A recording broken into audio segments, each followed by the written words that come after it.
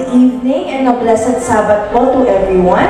At this time, I have the privilege po of introducing the theme song for our Sabbath program series entitled, I Do Not Know What Lies Ahead. So, to familiarize po ourselves with this song, we will be singing it twice this evening. So, for the first rendition po, I will be singing it together with our pianist so that we may listen carefully to its message and melody. And then after po, ng offertory songs rendered by the Gift Voices Family Chorale, I invite everyone po to join us in singing as we learn and reflect on the words of this beautiful song. Though we may not know what lies ahead, we can have confidence in the one who does. May the message of this song be a blessing to all of us tonight.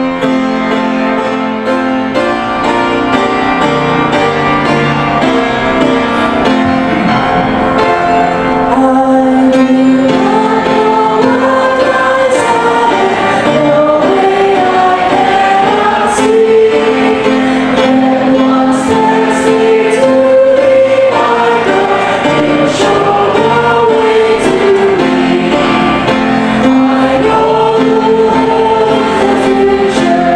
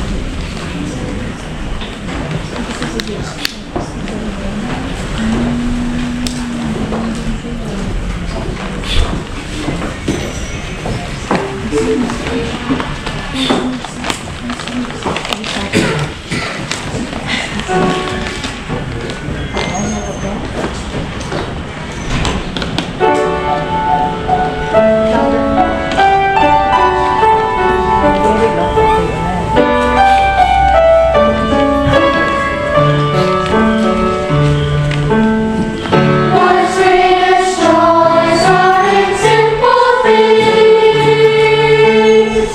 In as a child could understand. A kindly word, a friendly smile, the offering of a helping hand.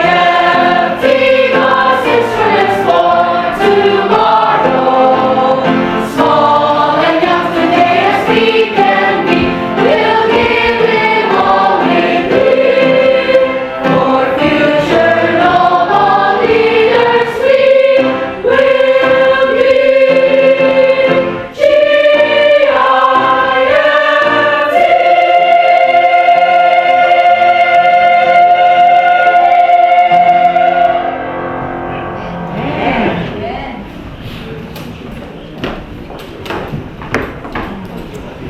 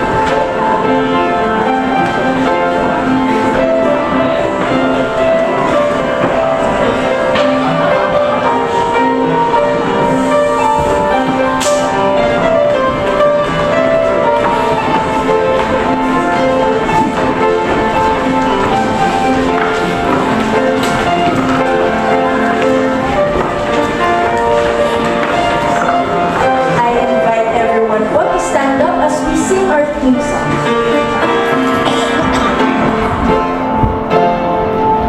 I do not know what lies ahead, the way I cannot see.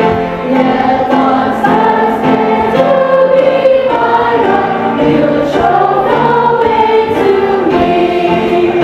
I know who holds the future, and He'll guide me with His hand.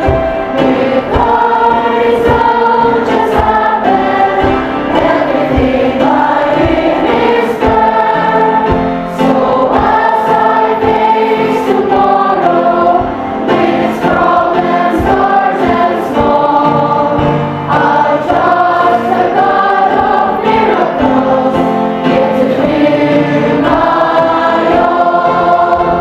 I do not know how many days of life are mine to spare, but one who knows and cares for me will keep me to the end.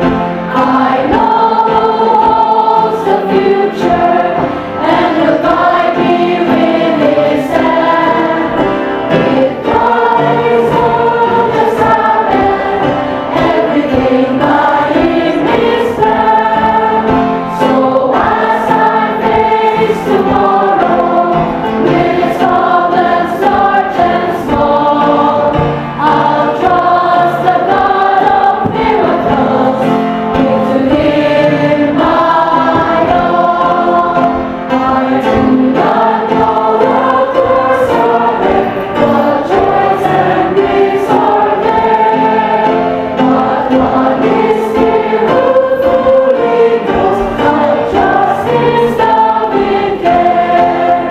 I know who holds the future, and He'll guide me with His hand.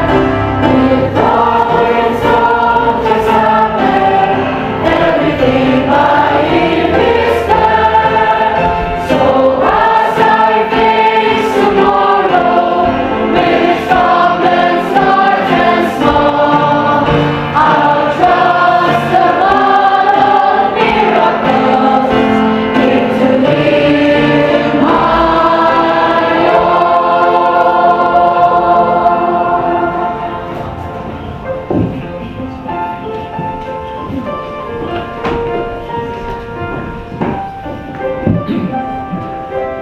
Parito kong tewa sa kiti panikara.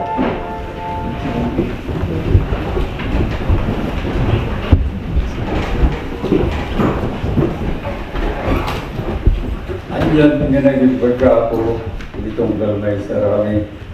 Nikanda kaniya po iti salunat mi tinamngal daw panang sao may karagi trabaho mi. Mabalin mi ako, ilmay ti balay ti kararag mo, tapno may mi ako dahil ayaw tinapataginagan mo. Wala po, sabay kumat sikat ni magkanada na kami na dungag kada diti isa saom. Tapno na iti kumamagan mi, kag imulam mi kada iti panunod ti puso mi, tayo sudat ti mang tignay iti tunggal may sarami nga at matalitin ka. Pakawanan na kami ako, kanang itibas-basol mi, tinungal daw panang asawa mi nga nagtrabaho mi, tapno nadalos, di puso mi, panunod mi nga mawat ka dito sa saon, dito daw dawaton mi, itinagan na kumiso, sana.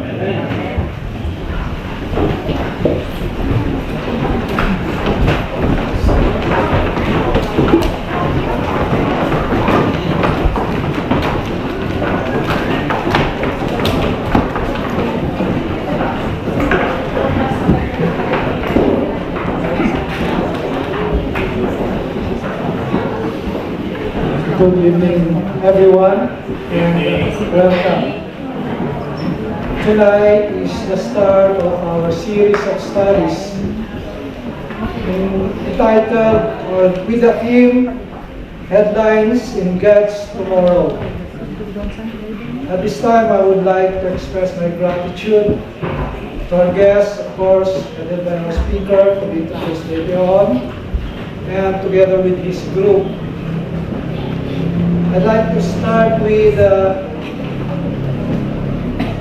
the one who, this is actually a magkapatid, brothers. It was projected a while ago, their names, but I'd like to identify them for the benefit of our guests, those who do not know them. Ang nagbigay po ng nagplay ng flute ay si Nathan. At ang kumanta ay si Caleb. The brothers, Nathan and Caleb Masigan. And of course, together with the group, ang nauna sa ating kantahan ay si Sister Nicole Sibayan. Siya po yung song leader natin.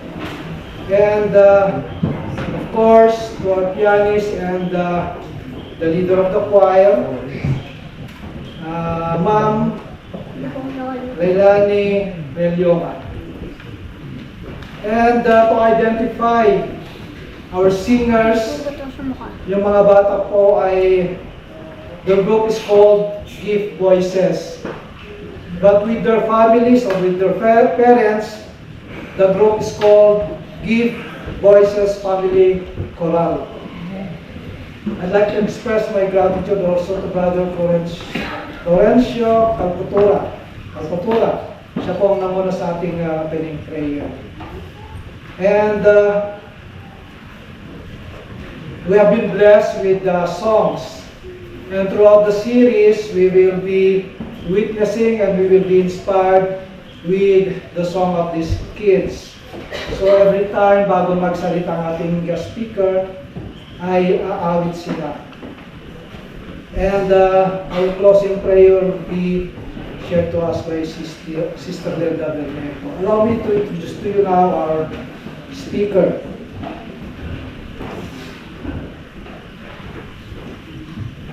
I did ask a while ago how would I introduce him para hindi po magkamali.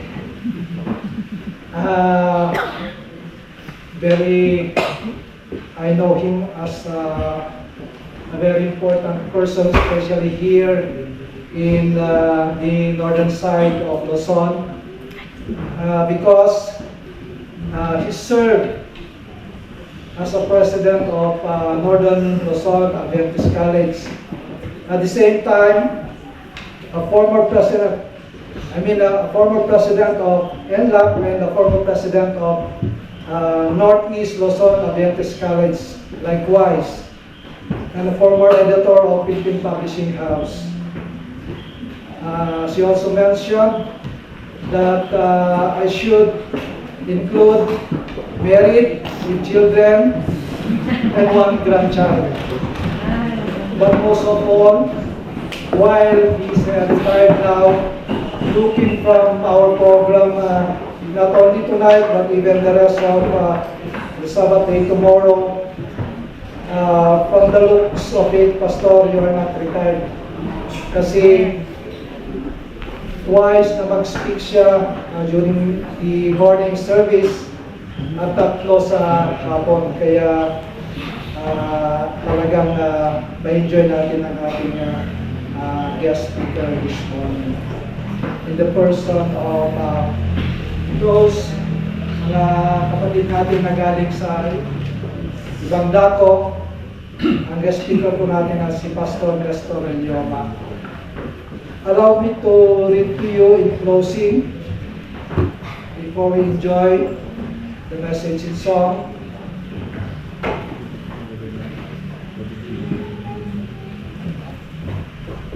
From Testimonies for the Churches, chapter 2, and yes, chapter 2, it says, everything that can be possibly be done on the 6 days which God has given to you should be done. You should not rob God of 1 hour of holy time. Great blessings are promised to those who place a high estimate upon the Sabbath and realize the obligations resting upon them in regard to its observance. Again, good evening and happy Sabbath.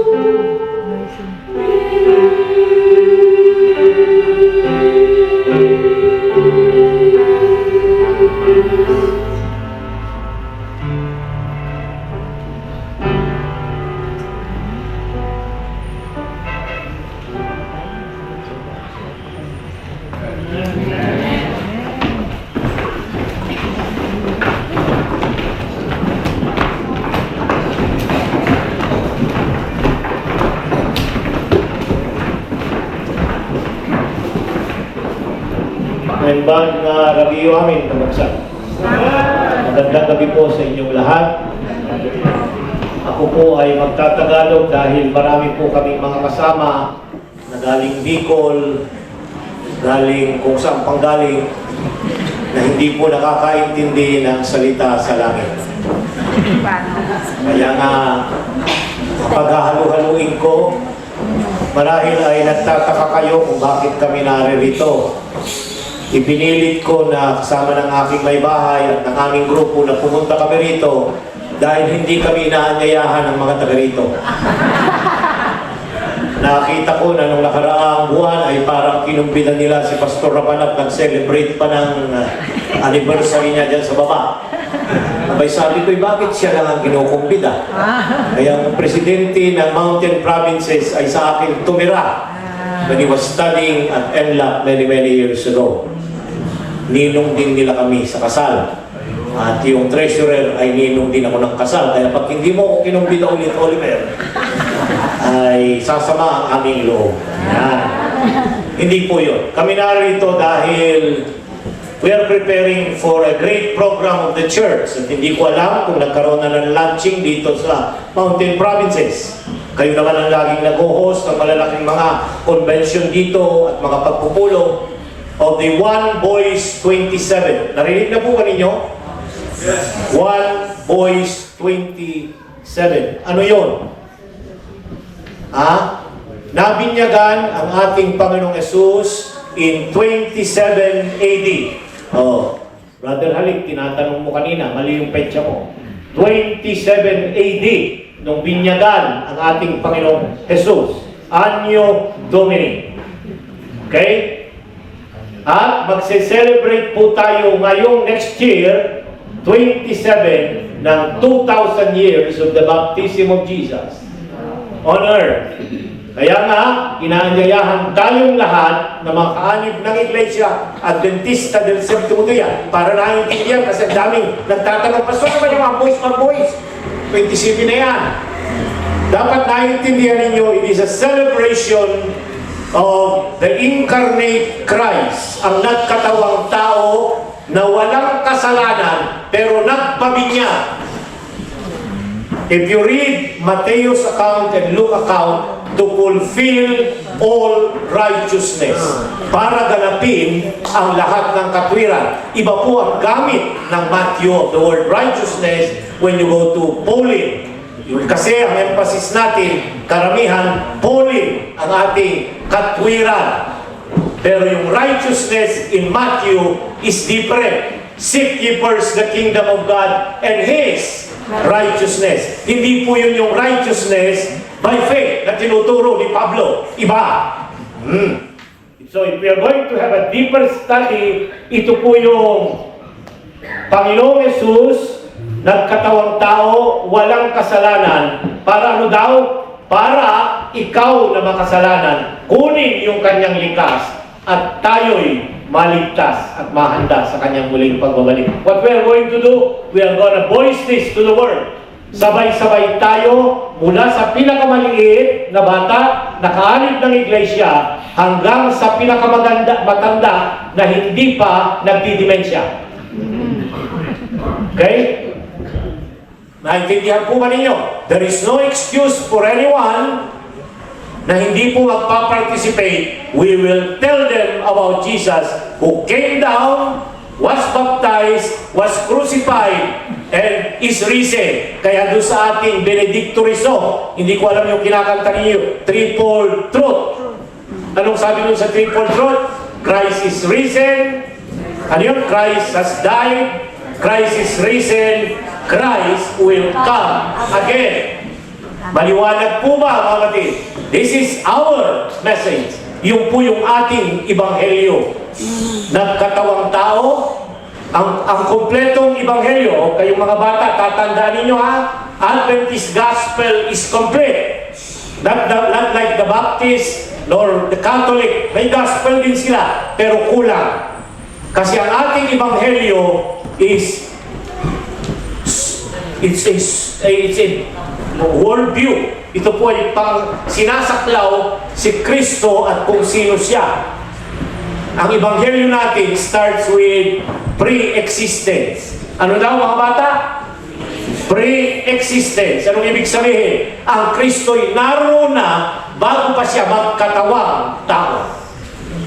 In the beginning was the Word, and the Word was with God, and the Word was God. And when you go to verse 14 of John 1, and the Word became flesh and dwelt among us. So bago siya magkatawang tao, ano siya? Diyos siya. Naroon na siya. He was in the form of God according to Paul in Philippians 2 verses 5 to 8. Maliwanag po ba? Yun yung unang bahagi ng Ebanghelyo. It's the good news that our Savior is not just a mere human being. He is God from the very beginning, who shared equality with God, the Father, and the Holy Spirit. Maliwanag po ba? Hindi po tayo Trinity. Tayo po yung mga Trinitarian. So pag may magsesermon dito at si Pastor Lauad na estudyante ko, mali ang turo niya, sabihin po ninyo, magsusumbong ako sa presidente. Okay? Dahil mahal natin si Pastor. At pag mali ang turo niya, ililigaw niya ang mga tupa. At pag naligaw ang tupa, hindi po tayo maliligtas. We will go astray. Maliwanag po ba? So it's very, very important that we guard what we believe. Okay? So ano yung ikalawa? After pre-incarnation at pre-existence, incarnation. Ano yung incarnate? Nagkaroon ng karne. Kaya nga, incarnate. From the Latin word incarnate, from the Greek word insarke, in Ilocano, naglaman. Sa Tagalog, naglasad. Di Ilocano. So, nakitindihan po ba ninyo? Okay? Incarnate. Hindi nagkakarne, naglaman. He took the form of a human being. At malaking issue yan. Kasi yung LGBT ngayon, na hinahamon tayo. And I think there will be a convention here, probably by August or September, ng buong union, about how to respond with that. And I have a series of studies also for training. I have been invited to prepare a series on this. Yung aking estudyante na isa na nagbo-broadcast ay sabi niya, sir, pwede po bang maghanda kayo ng series? And so I prepared a series of studies and I'm preparing a book for it. Okay? So, incarnation, pagkatapos ng incarnation, sinless life. Nakukuha po ba ninyo yung ebanghelyo natin? Hindi lang namatay, hindi lang ipinako at nabuhay. Kasi yun lang ang ebanghelyo ng ibang pananampalataya. Hindi, tayo kumpleto. He was God. He became man. He lived sinless. Tinukso siya sa lahat ng uri ng tukso. Subalit, hindi siya nagkasala. He never committed sin. Maliwanag po ba yun? Pagkatapos nun, namatay. Anong klaseng kamatayan? Hindi natin sinasabing nag-suicide. Nandun ako sa isang church nung Sabado. We were at the fellowship sa San Pedro District. Lumapit yung isang kapatid at ang sabi niya, Pastor, si Jesus ba'y nag-suicide? Sabi ko, sandali kapatid, wala po yan sa Biblia. Siya'y namatay. Anong klaseng kamatayan? Vicarious death. Substitutionary death. Ano yung substitutionary? Kahalili ninyo. He died for you and me. Instead na ako ang mamatay, sinong namatay? Naintindihan po ba ninyo, kayong mga bata? Kasi I have to lower, sabi ni Mrs., simplify it so that children can understand. So I'm simplifying it. Because I don't want, pagkatapos ng series natin na hindi nyo naintindihan. Kaya pag tinanong nila anong ebanghelyo ng mga Adventista, kompleto. It is not what is the gospel, it is who is the gospel. And who is the gospel? Jesus. Jesus was God, incarnated, lived a sinless life, died vicariously dahil hindi siya pwedeng mamatay dahil siya'y walang kasalanan. Did you get it? But He died for you because He took the place of a sinner as a substitute. Okay? Kaya ang ating theory of atonement, marami pong theory yan. When you go to study it, is substitutionary or propitiation ang ginamit in the King James Version. So pagkatapos na siya ay namatay, Ano? Hanggang doon na lang? He was resurrected. Resurrected. Eh, nung na-resurrect siya, anong klaseng katawan meron siya? Oh, I'm talking already about eschatology. Kasi kung ano yung katawan ni Jesus nung siya'y bumangon, and I'll deal with special resurrection tomorrow afternoon. Kasi unique yun, naturo ng mga Adventista. Walang turo ang ibang religion about special resurrection. There are a group of people who will be resurrected na special before the general resurrection when Jesus comes. Eschatological yun, doon, nandun, sa banda doon. Okay? So, resurrection after the resurrection. Kung hindi na umakyat si Jesus sa langit at nandyan din siyang nag-ESM paminsan-minsan at nakikipagkapi sa inyo, are we going to be saved? No, the gospel is not complete. He has to what? Namatay na, nabuhay na, pero naiwan na siya dito. Brother Maristela, will he save us? No, he has to go up. Yun ang tinatawag na ascension. Mahalaga ba yun? Yes! Mahalaga po yun. Kung hindi siya umakyat sa langit, wala tayong kaligtasan. Kung tao lang ang tagapagligtas natin, wala rin tayong kaligtasan. Lahat yung binabaybay ko contributes to our salvation. Hindi siya pwedeng maging halimbawa natin kung siya'y makasalanan. Kaya yung turo ng LGT na he has a sinful nature, hindi siya pwedeng magligtas dahil kinakailangan din siyang iligtas if he has a sinful nature. Okay? O, pagkatapos noon, anong ginagawa sa langit? Ayan o. Yun ang isang major na eschatological last day natin. Yan tinatawag natin ano? Ayan o, investigative judgment. Ano yan? Anong ginagawa ni Jesus? Mediator, intercessor, tagapamagitan.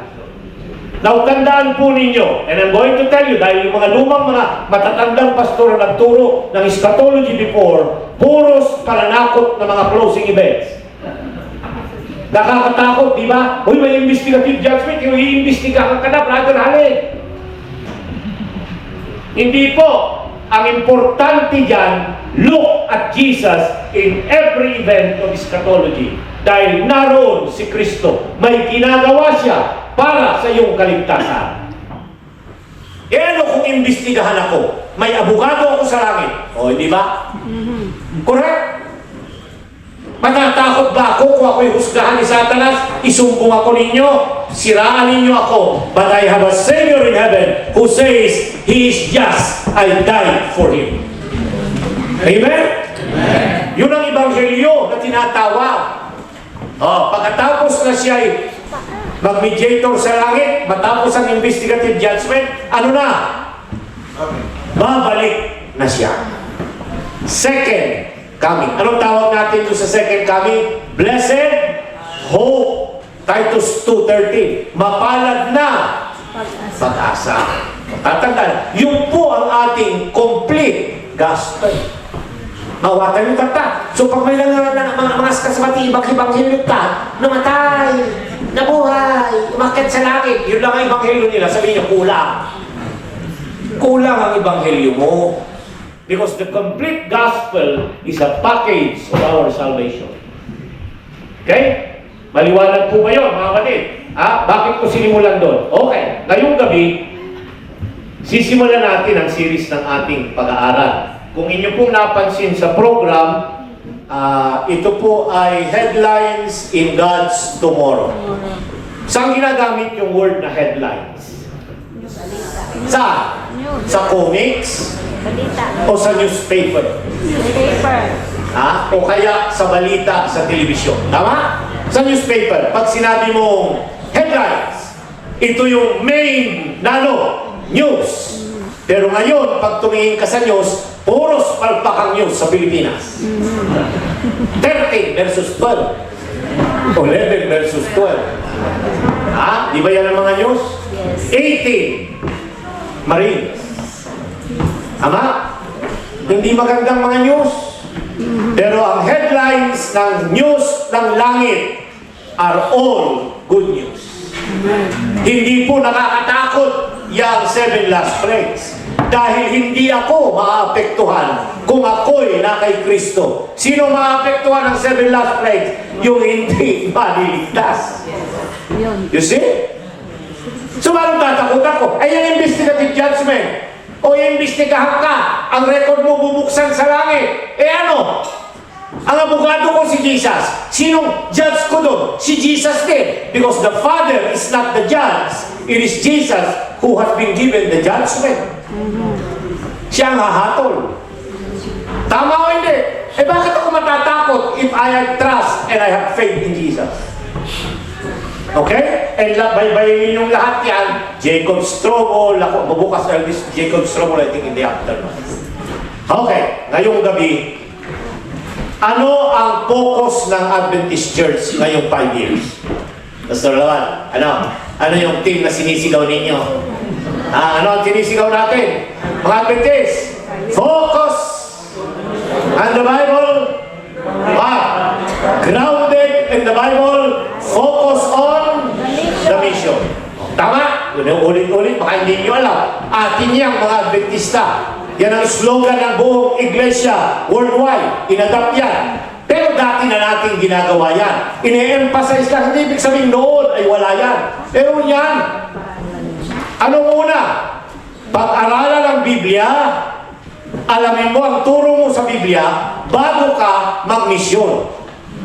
Hindi ka pwedeng magmisyon at mag-Bible study at mag-share ng iyong pananampalataya kung hindi mo alam ang iyong pananampalataya na nasa banal na kasulatan. Correct o hindi? Yun lang, simple lang. Pag sumisigaw ang ating mga leader, grounded, eh anong gagawin natin? Go back to the Bible. So, nasa ng Biblia niyo ngayong gabi? Nasa ng Biblia ninyo ngayong gabi? You should have your Bible. Because I require every time I teach, conduct seminars, kahit sa mga pastor. Alam niyo, may karanasan ako sa pagtuturo ng Bible. I've been teaching the Bible for more than 40 years. Okay? Noong kami mag-open ng college diyan sa baba, yan, sa NLAC, ang una kong mga naging estudyante in the summer of 1988, hindi po 1990. 1990 nung magsimula yung course offerings na mga degree-degree. Pero 1998, nagsimula ang pagtuturo ng college. Anong tinuruan namin? Mga teachers, mga principal ng ating mga church school na na hindi kumuha ng Bible sa ating school. Graduate sila sa labas. Naintindihan po ba ninyo? Kunyari, graduate si St. Louis, kung summa cum laude, magna cum laude, kung ano pa dyan. Hindi natin tinatawaran yun. Pero wala siyang Bible education. Hindi niya alam ang Christian beliefs. Hindi niya alam ang Daniel and Revelation. Hindi niya alam ang life and teachings of Jesus. Denominational history, spiritual gift, which are required 18 units. Basic yun. So, ang una kong mga nag-estudyante galing Mountain Province. Dito, sa inyo. At saka galing Northern. At saka galing Central Luzon. I think there were some who came from South Central. It was the first batch ng college namin.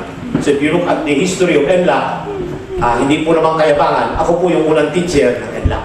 Kaya nga, doon sa kanilang centennial program, 4 kami doon na mga poging nakalagay. 4 kami. Sino? Tomas Pilar, the first teacher at NLAC in 1923. Correct? Unang teacher, ang kanyang estudyante, 23 na mga elementary pupil. Saan sila? Doon sa Artacio Barangay High School. Doon ang unang NLAC. Hindi po doon sa campus na yun. Okay? So, nandun yung pangalan niya. So, sumunod yung pangalan ni Amundsen Luginbill. Hindi ko alam kung kilala ninyo. Yung Amerikanong missionary who became the first principal of NMA at that time. NLA. Then of course, Pastor Barayuga, who became the first president of the college. Okay? And Pastor Ilyoma was the first teacher who taught during the pioneering days. I was teaching 39 to 40 units in a summer class. After that, na-hospital ako. Because I was teaching from 6 o'clock to 10 o'clock in the evening. Eh ako naman, bira ako ng bira. Hindi ako teacher na nakaupo. No. Salita ako lang ng salita. Sabi nung isang estudyante ko na galing Nueva Ecija, mga sumawa. Kaya, sabi niya, sir, mamamatay kayo niya. Eh sabi ko, baya akong namatay sa gumagawa. Pero hindi naman. Nagkasawa pa, nagkaanak pa, at nandito pa rin. Amen? Ang Panginoon gives us strength. Okay? Ano nangyari doon sa story? Nag-enroll yung mga principal, mga teacher ng Mountain Province, CLC, Northern, South Central. Sa klasiko, I think they enrolled 9 and we authorized 12. 9 lang dapat pag summer. But we authorized them to enroll 12 para matapos kagad ang kanilang requirement at for certification. Kasi hindi ka pwedeng ma-regular na teacher kung wala kang Bible. Okay? So, ano nangyari? Sa klasiko, everyday may test, may quiz. Everyday may quiz. Patay ka. Everyday. 1 to 10 lang naman. 1 to 10. True or false, simple recall, o kaya fill in the blanks. Yun ang mga ginagawa ng teacher. So ano nangyari, mga kapatid? May principal dito sa Baguio. Hindi ko babanggitin ang pangalan. Sabi nila, banggitin mo na ang himala. Huwag lang yung yung santo. So, nagpunta, gano'n. Yung principal na yun, ay very gusto niya. Kasi principal siya. Ano niya? Ayaw niyang nalalamangan siya ng mga teacher niya. So, ang aga niyang pumasok. Yung isa naman teacher, laging late. Kaya ang requirement ko sa klase, bring your Bible. At pag wala kang Bible, wala kang plus 10. Ang quiz ay 1 to 15. Ayan. 1 to 15. Dinidiin ko lang ngayong gabi ang kahalagahan ng Bible. Kasi pupunta tayo dito, walang Bible. Okay? So ano nangyari? Yung maagang principal, nag-quiz kami. 5 lang ang nakuha niya. Dumating yung late, tapos na ang quiz. Pero meron siyang Bible. 10 ang nakuha niya. Nag-away yung dalawa during the break. Nag-away. Can you remember? Sabi niya, bakit? Intellectually, ako'y naka-quiz. 5 ang nakuha ko. Ikaw wala ka nakuha. 0. Sabi niya, may Bible ako. Sabi ng teacher, plus 10 ang Bible. Mamaya, lumapit ka sa akin. Ako na ang inaaway. Kaya sabi ko sa kanya, from the very start, I oriented my class that I always give plus 10 for the Bible if you are around. So tanggapin mo, sabi ko, this is a Bible class. And to have not a Bible, you are absent in my class. Sa church din, sa worship, ididiin ko mga kapatid. Dapat may Bible. Tama o hindi? Hindi ko alam kung anong Bible ninyo, yung ganyan, nakasilipon, naka-up kayo dyan, kung anong up yan. Okay? Oliver, naka-up ka din. Kapatid? So ngayong gabi, hindi ako mag-share ng kung ano-ano dyan at babasa ng mga spirit of prophecy. I'm going to read the Bible. Dahil ang aking pundasyon ay ang Bible. So may mga pupuntang magtuturo sa inyo ng closing event, ng LGT, ng Tunity, at kung ano-ano pang retain 9, at kung ano-ano pang mga maling aral. They always quote the spirit of prophecy, not the Bible. Bantayan po ninyo yan, dahil yan ay mali. Maling paggamit ng sulat ni Ellen White. Una, tanungin ninyo, nasan sa Bible ang sinasabi mo? Okay? Pag wala yan sa Biblia at sasabihin niya, testimonies, volume 3, wala ako niyan. Hindi ako binentahan ng kulpultor sa Baguio. Anong binibenta lang? Ay yung papunta lang sa Jerusalem na incentive nila. Ano? Wala akong pinagtatamaan, ha? May mga kulpultor dyan.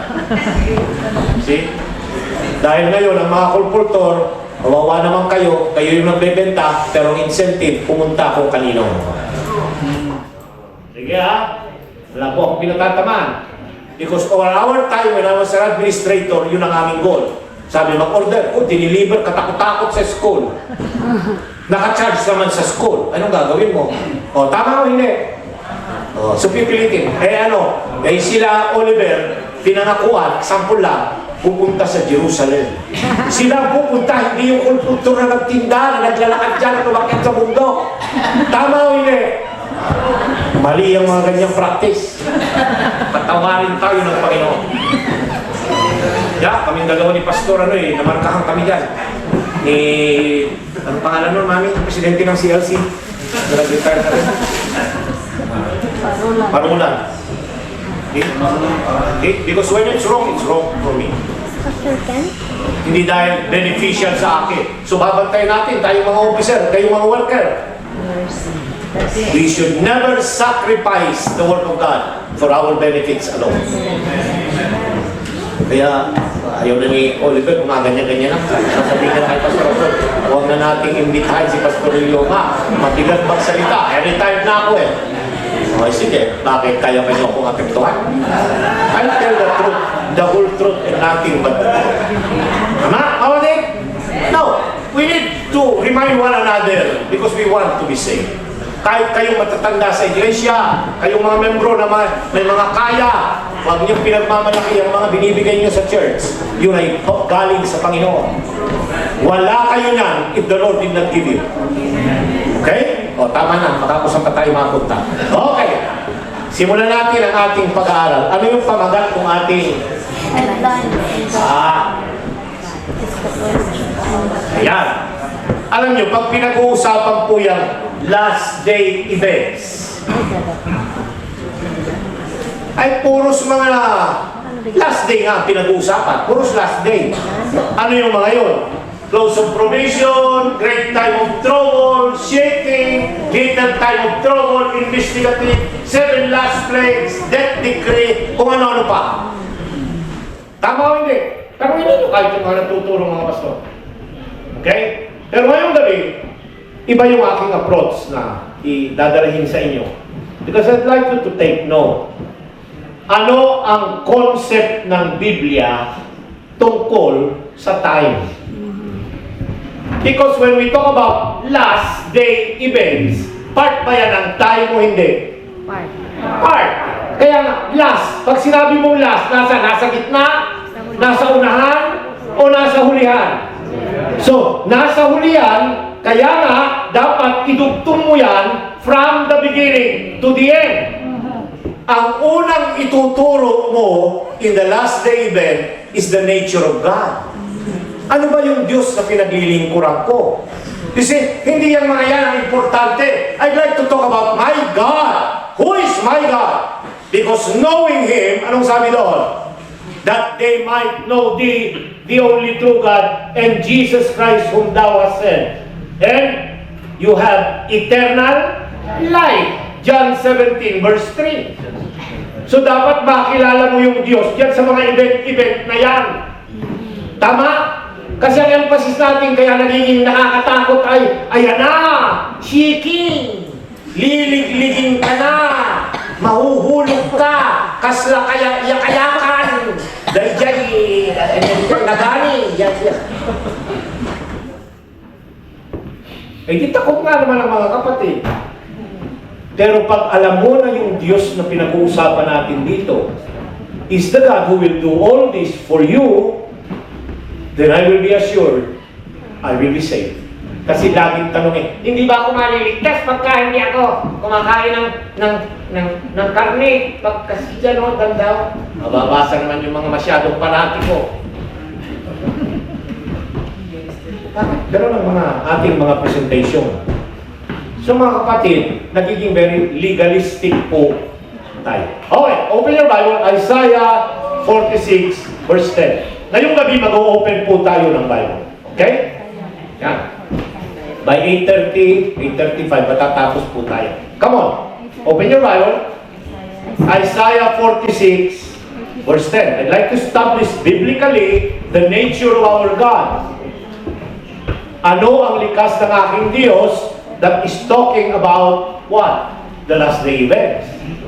Open your Bible. Kayo po ay nariyan. Pag bansa po kayo, tatawagin ko kayo. Sige. Sino may Bible? Kapsat, Ilocano? O Tagalog? Sige. Pastor Lawad, nasa lang yung Bible? Huwag mo akong gigitian. Babawiin ko yung read ko sa iyo. Punta ko sa ila. Sige. Come on. Anybody? Isaiah 46 verse. Sige, basa ka Kalib. Saan ka alis dito? Magpapatino itong batang ito eh. Kayo Kalib. Diyan ka lang tumayo sa upuan para makita ka nila. Declaring the end from the beginning. Declaring the end. Pag sinabi mong declare, anong ginamit sa Tagalog? Ipinapahayag, ipinapaalam ang ano? The end from the beginning. Yung wakas, sinabi niya na sa pasimula pa lang. He told already the end at the beginning. And from the ancient times. In the ancient times. Continue. The things that are not yet done. The things that are not yet done. Ano pa? Saying, my counsel shall stand, and I will do it all my pleasure. I will do all my pleasure. Natutuwa ang Diyos na ipahayag niya yung kanyang mga counsel, mga turo, mga pahayag from the beginning. So what kind of God is He? Anong klase yung Diyos natin? He will declare the end from the beginning. Kaya nga, tayong naniniwala sa Daniel and Revelation, Daniel 2. O pag nangangaral kayo, Daniel 2. Ano yung Daniel 2? Panahon ni Daniel, pinalam niya na ang mga mangyayari. Babylon, Medo-Persia, Greece, Rome, divided Rome, tama?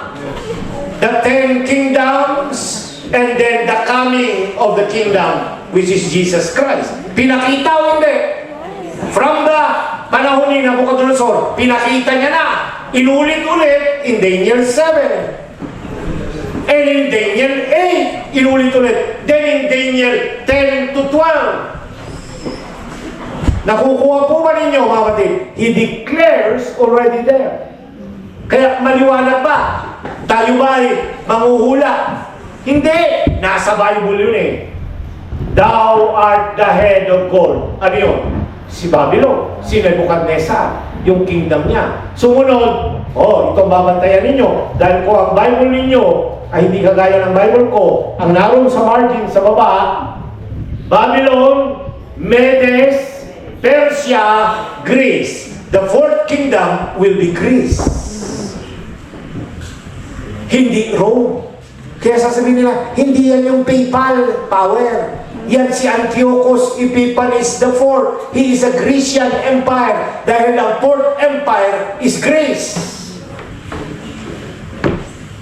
See? Many commentaries, ang mga protestante at mga katolikong mga scholars nila, yan ang kanilang kinukuha. Bakit? Makinig po kayo doon sa aming bagong series na ginagawa sa Cavite Mission. Every Sunday, ito po ay binobroadcast nationwide. The Secrets of Daniel and John the Revelator. It's a 24 series na mga sermons. It's a dialogue with some of our pastors. Ako po yung main, kaya ba ko papatawarin, ako po yung main resource person doon. At sinabi ko, from the very introduction, tayong mga Adventista, 6th century ang ating Daniel. Sinulat, 6th century. 605 ang Daniel 1, verse 1. Pero sa mga Protestante at Katoliko, it is a 2nd century, panahon na ng Greece, hindi panahon ng Babylon. Did you get it? Kaya yung Daniel nila is looking backward. Tayo, we are looking forward.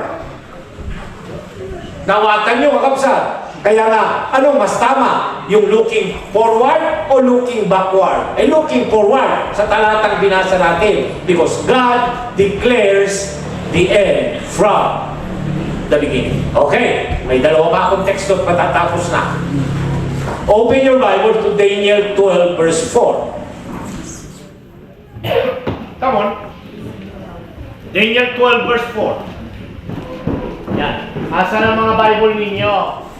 Kayong mga bata, Nathan. Ito po, kami po kasi nitong mga batang ito, may Bible study. Ngayong summer, nag-break kami. Pupunta po sila sa bahay, lahat yung maliliit na yan, may mga Bible yan. Nagme-memorize po sila bago kami magpatuloy for the next episode. Naka-live po kami, Wednesday. So hindi na kami pupunta sa church, yun ang time nila. So pagka pinagalitan ko sila, ay huwag magagalit yung mga magulang because that's part of our training. Okay? Daniel 12 verse 4. Come on, look at your Bible. Dahil mali lagi ang pag-use niyang talatang yan. Pati mga pastor na nag-i-explain saan? Sa evangelistic crusade, mali ang pagkapaliwanag. O anong sabi? Basa. Ay mag-volunteer. Oliver, basa. Huwag kang smile yan. But you, Daniel, shut up the word. But you, Daniel. Sinong sinasabihan? Si Daniel. Anong sabi? Shut up.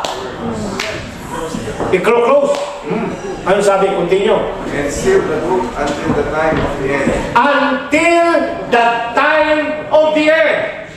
So yung laman ng Daniel is hanggang sa time of the end. Doon ginamit yung term na time of the end. Saan? Sa Daniel ginamit. Of course, makikita natin si Pablo, bukas I'll deal with that. Paul uses the in the last days. Sa Mateo, in the last hour. Pare-pareho po yan, mga statement na yan. Continue reading, Oliver. Many shall run to and fro. And Knowledge shall increase. And knowledge shall increase. O, paano mo pinapaliwanag yan, Pastor Loan? Knowledge shall increase. Di kaya't nga sa unday takakabsat, makaimbinto, iti tao, iti aeroplano agtayag nga lando. Ay tati, yan ang mga napapakinggan ko explanation ko, maliliit kami. Kaya kami namin naniniwala, yung vapor na bakal, lulutang. Knowledge shall increase. Hindi po knowledge tungkol sa sayan. Hindi po yan knowledge na kung ano-anong karunungan. Ang knowledge dyan is about prophecy, about the book of Daniel and Revelation. That's the knowledge being referred to.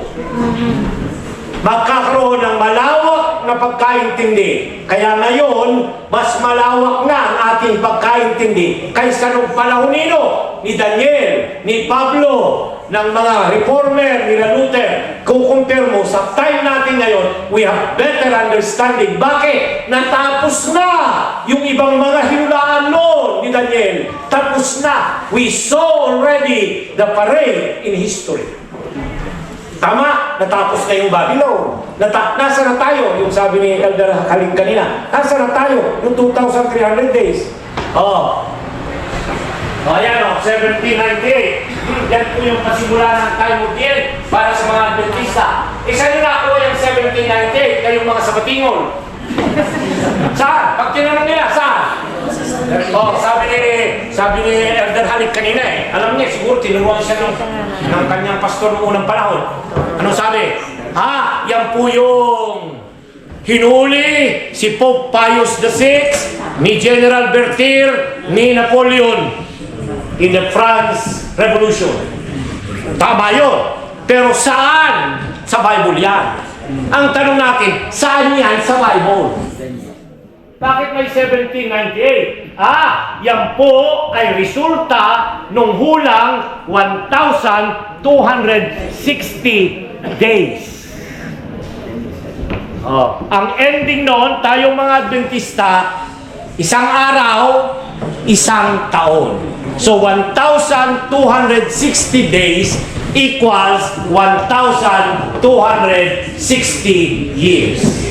Bakit 1798? Kasi tayo ay naniniwala na yan ay nagsimula noong 538 AD.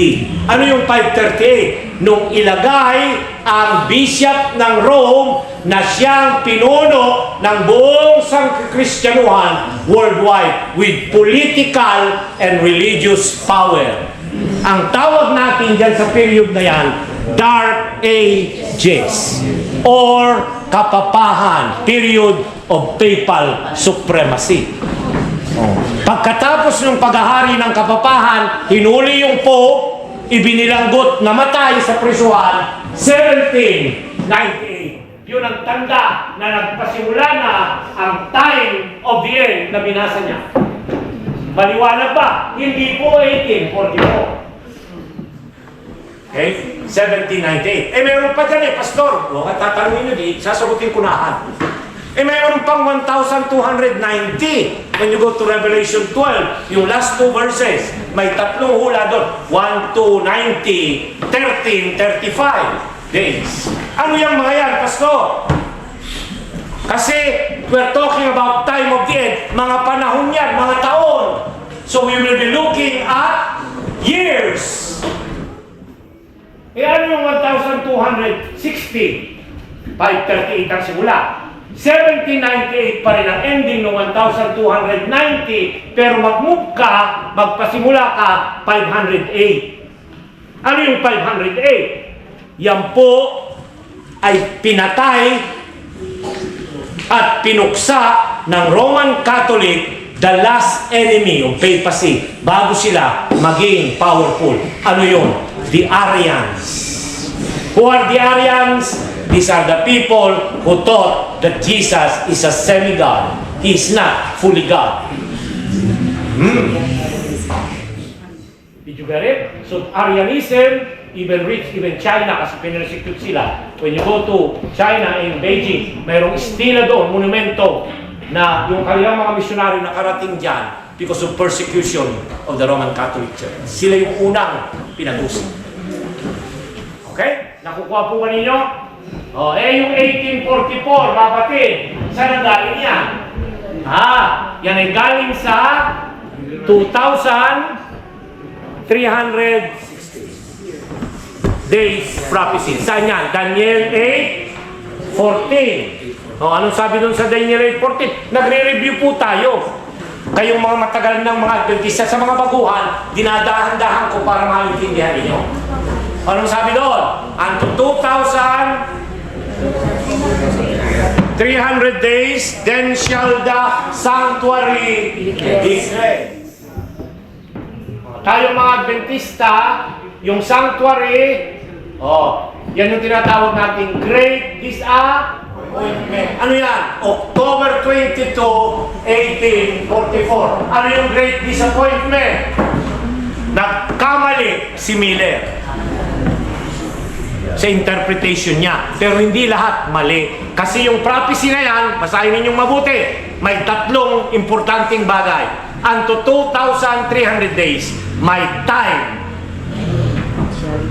Then shall the sanctuary, my place, be cleansed, my gagawin. May event. Ano yun? Time, place, event. Tama. Sino? Tama si Miller sa kanyang time.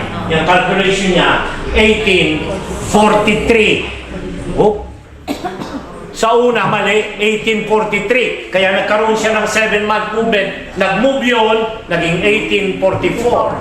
Bakit? Pastor, saan galing yung 1843 niya?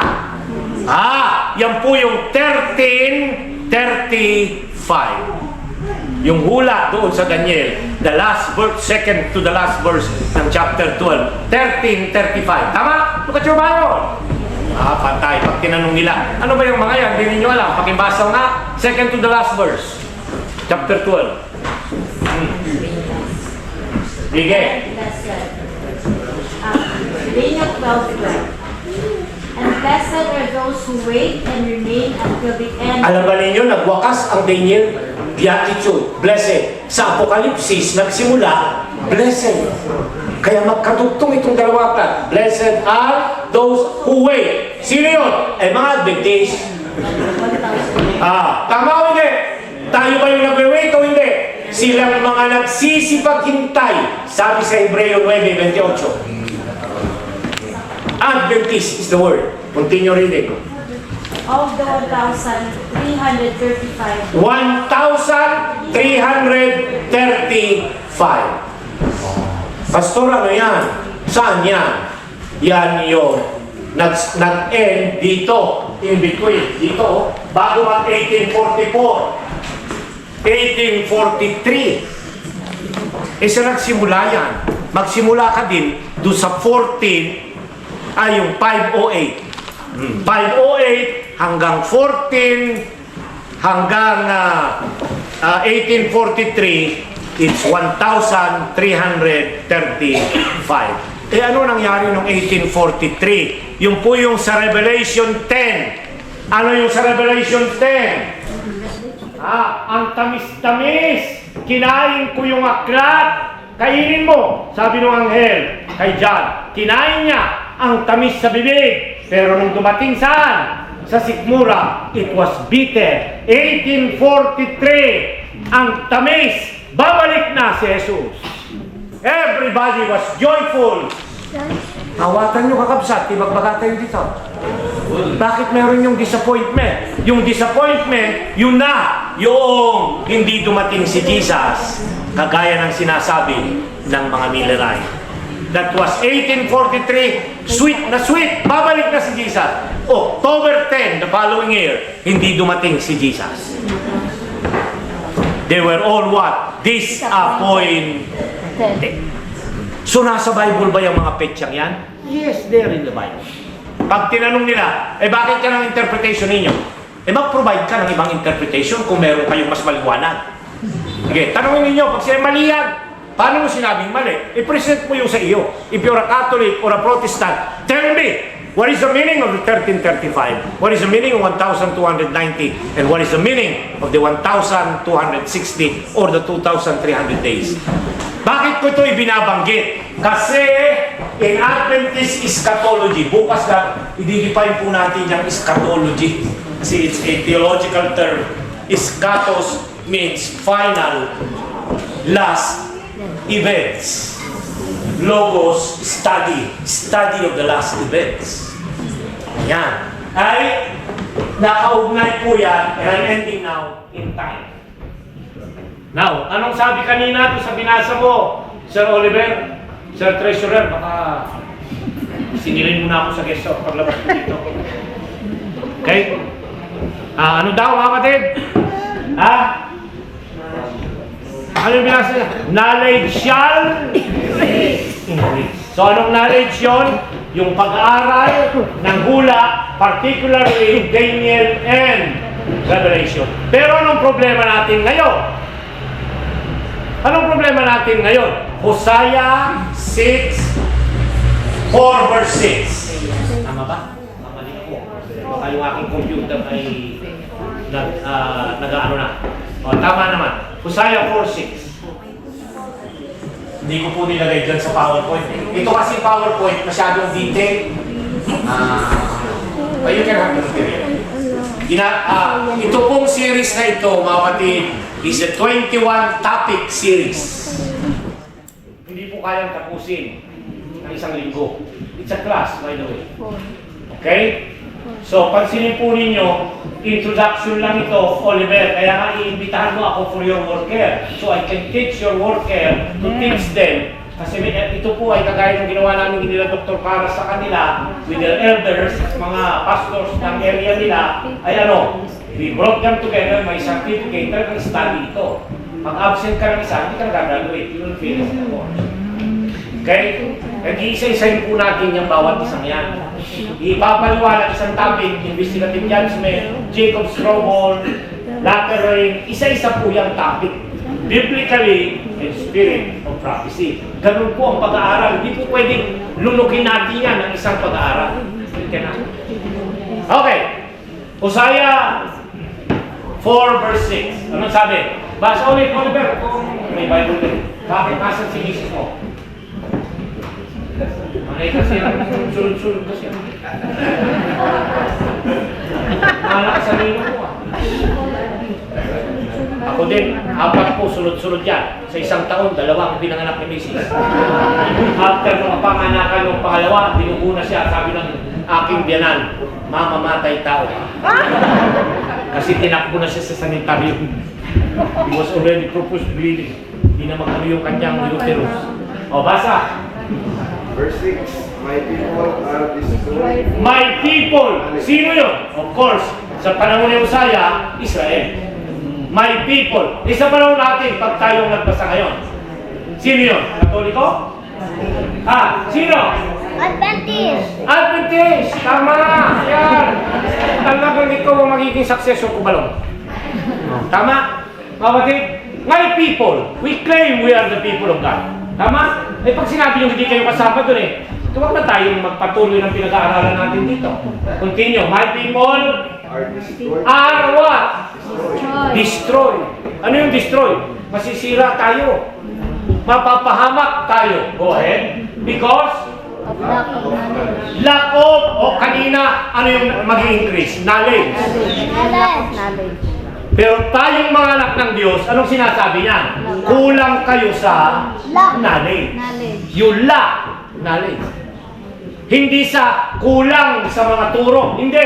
Kundi yung kaalaman natin. Ang dami nating katotohanan. Pero pag tinanong mo, anak ka nung rejay ko, later kay rejay man ko, agtodo ka nung hunyo. Gaya nung nag-crusade yung isang layman, pardon for giving the illustration. Hindi po ako naninira. I love our layman. Tuturo yung isa sa pinakamagaling na layman natin who ever lived. Brother Enriquez, a very, very powerful preacher. Doon sa Rosario, Batangas. Pumunta kami. I was an intern. Pumunta kami, sabi ni Pastor Lucirtar, mag-assist kayo doon. So nag-assist kami. Pero nag-crusade yung layman. Nandun siya sa Daniel chapter 5. O anong Daniel 5? Sige nga! Ano yun? The handwriting on the wall. Mene, tekel, umarsi. Sabi ng layman, mga kapatid, bigla na lang may kamay. Ang ganda-ganda ng kanyang description. Sumulat sa marmol na pader ng palasyo ng Babylonia. Ang lahat ay napatingala, nagulat, nahintakutan. At ang nakasulat, it was written in Aramaic. Tama yung sabi niya, nakasulat po sa Aramaic. Because chapter 2 to chapter 7 of Daniel is written in Aramaic, not in Hebrew. Chapter 1 up to chapter 2, verse 4a is written in Hebrew. Chapter 8:1 to chapter 12, verse 13 is written in Hebrew. Kaya ang ginamit na salita in chapter 7, nung makita yon, is Aramaic. Mene, tekel, uparsi. Sabi ng layman, ito po ang ibig sabihin niya. Maraming takal.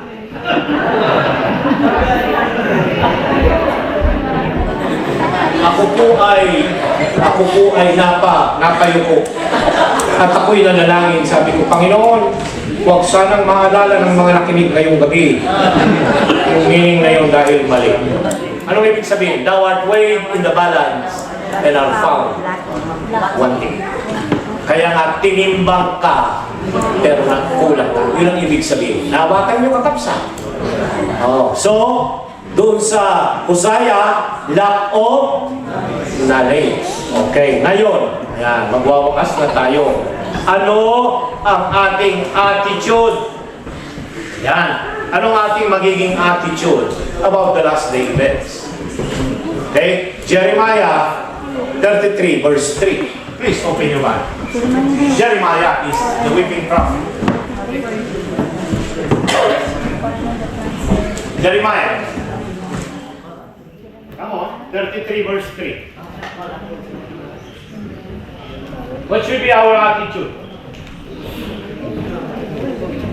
Come on, wala kayong mga Bible. Pastor Noel, magbasa ka dito. Naglingkod ka dito, kaya maglingkod ka pa ngayon. Hindi lang bukas, sige. 33 verse 3. Wala kang Bible? O, ikaw na lang, Dr. Marinas. Sige. 33 ha? Hindi 43. 33 verse 3. 3. Huwag po ninyong tatayaan sa loto ha.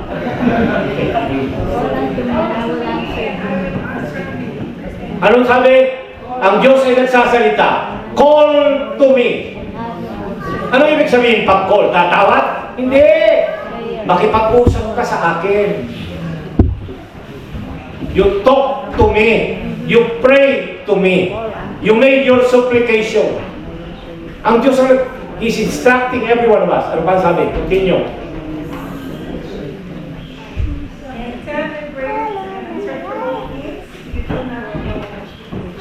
You do not know.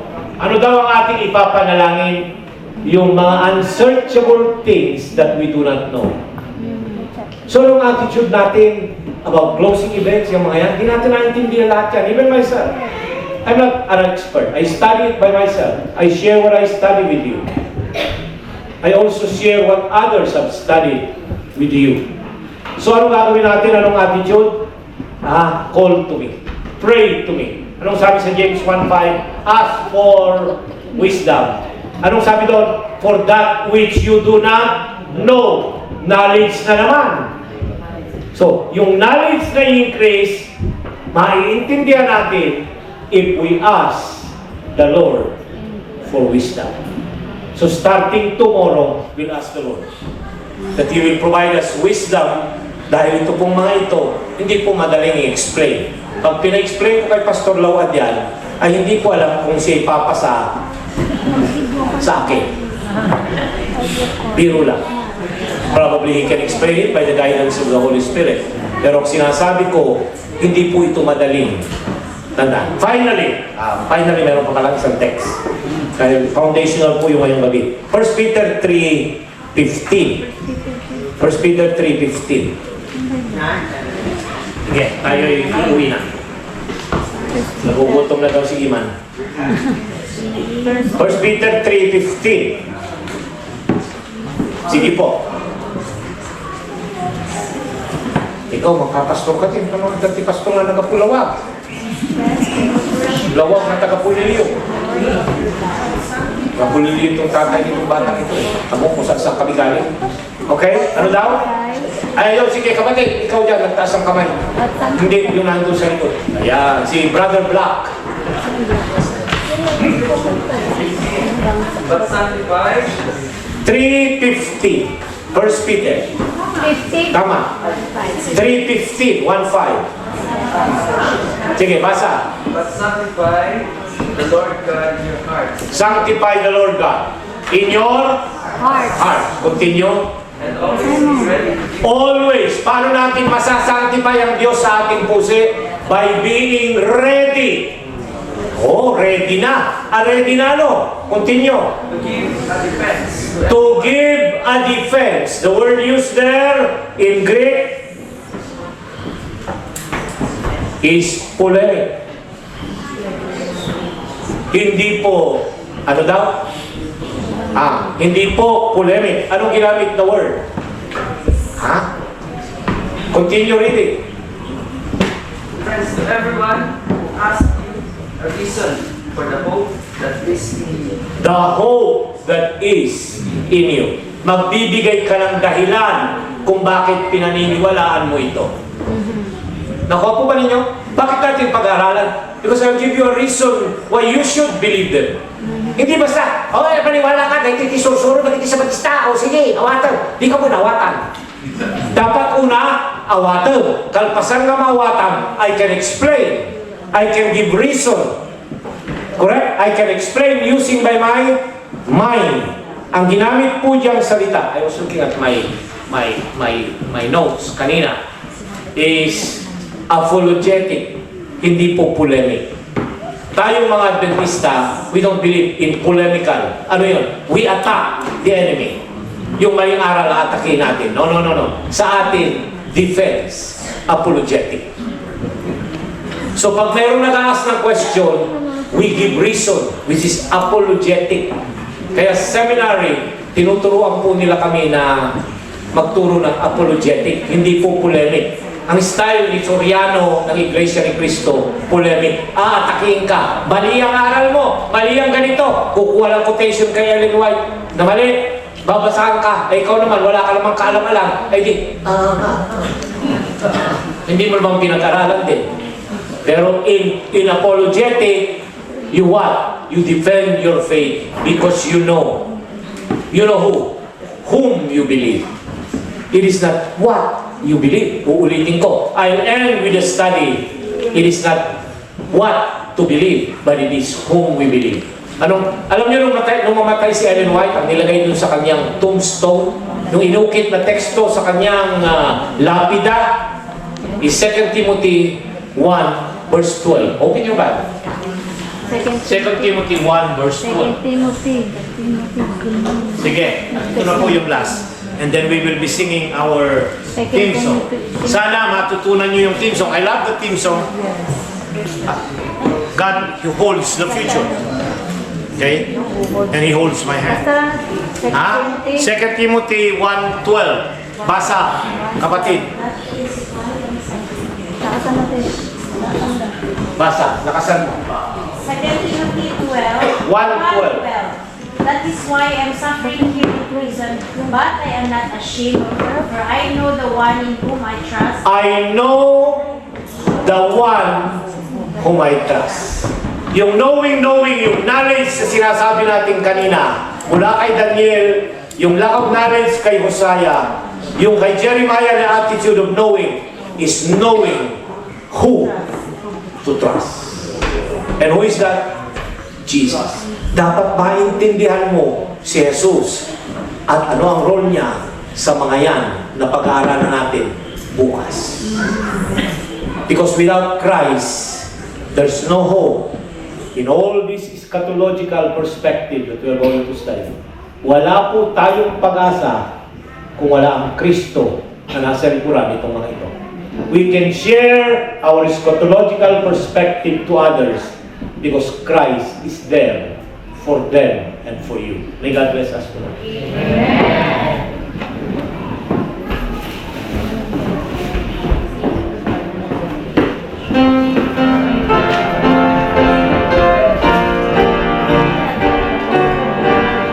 Let us all stand and sing our hymns.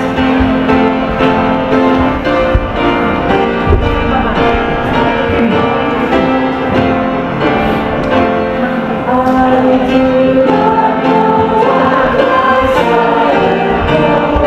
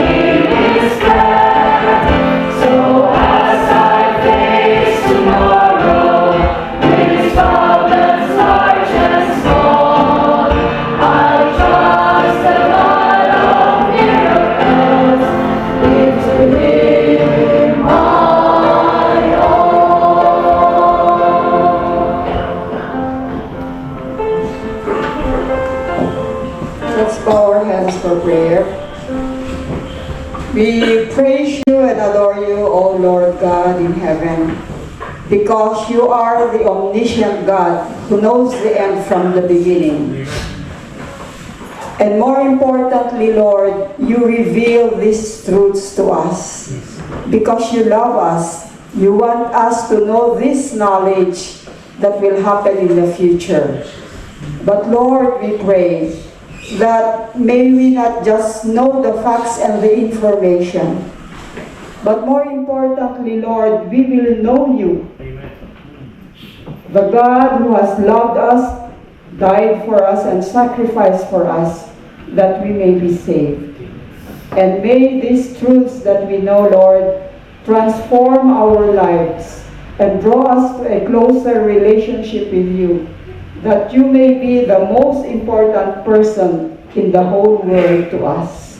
And so, Lord, thank you also for bringing Pastor Villoma and his group to help us understand the prophecy of the last days. It's a very solemn truth, Lord, that we are now living in the last moments of this earth's history. And Lord, give us the desire, that overwhelming desire in our hearts, to know you in these last days, that we may not be fearful, Lord, but may we have that trust and confidence that you will guide us safely through until we see you coming in the clouds of heaven.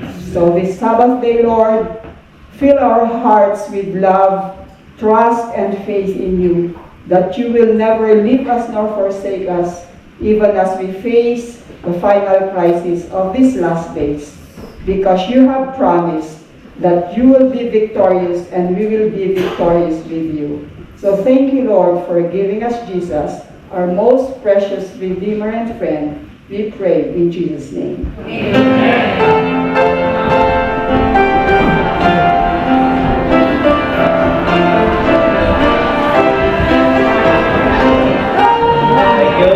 you very much, mga kapatid. Bukas po ay maaga po tayo at exactly 30 ay mag-uumpisa po ang ating Sabbath School.